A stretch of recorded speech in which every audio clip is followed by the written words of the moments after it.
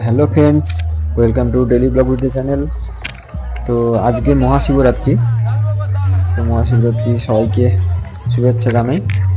তো আজকে মহাশিবরাত্রিতে আজকে একটু গেছিলাম গঙ্গাসাগরে কিছুক্ষণ।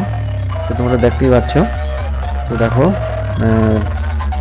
বাবার মাথায় জল নিয়ে তারা যাবে, এদিকে যাচ্ছে। দেখো নদী, গঙ্গার দিকে, গঙ্গা থেকে জল তুলে আনবে। তো আজকে খুব বাইরেও অনেকটা রোদ ছিল।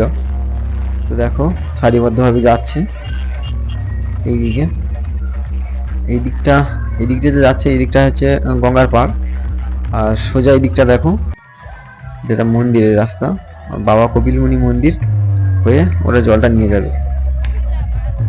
তো তোমরা দেখো। তো বেশিক্ষণ থাকিনি, কারণ বাইরে খুব রোদ ছিল আর বেলাটা অনেকটা হয়ে গেছিলাম। তো দেখো, দেখো আমার সাথে